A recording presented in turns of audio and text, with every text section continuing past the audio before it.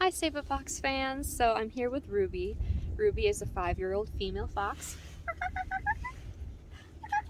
Hi. Ruby's family has, or her primary caretaker, unfortunately passed away. So Ruby has been very lonely. Hi. They were originally trying to find a rescue to take Ruby in. But since Ruby is 5 years old and she's very used to her home life here, we have convinced them that if maybe we can find a volunteer to come out here and spend time with Ruby, that Ruby can stay in her home that she is most familiar with, because it's really hard for these guys to get moved and they're very sensitive creatures. So if we can find a volunteer somewhere close to Handover, Minnesota, we will train you in and introduce you to Ruby, and you can come out here and spend time with Ruby and take care of her and give her the happy life that she needs, because what they really want is they just want Ruby to be happy. And she's a very, very sweet girl. So if you're interested in help Ruby and volunteering with her, hi Ruby, then message us. Do you like my hair? Huh? Aw.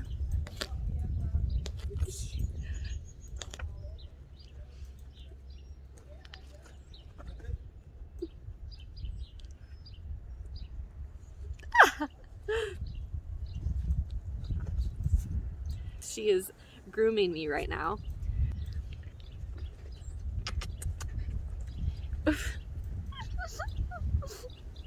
Yes, I love you too. Oh, yes. Oh my goodness. We love those belly rubs.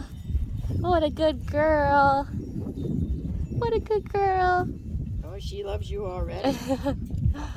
I'll see you later, okay, Ruby? Oh, you got the tux. Little fox tux. All right. Aww. She's so sweet. I just love her. She's a very, very sweet fox. You make it hard to leave, Ruby. You make it hard to leave, but you got your corn, though. You got your corn. So I hope you all enjoyed meeting Ruby, and hopefully we can find her a volunteer to come spend time with her and take care of her, because the best thing for Ruby would be if she can stay where she is right now, because that's what she's known her whole life. Otherwise, our second course of action, if we can't find a volunteer to work with Ruby, or if that just doesn't work out, would be to find her a qualified adopter. So if you're interested in adopting a fox, you can go to saveafox.org and fill out an adoption application.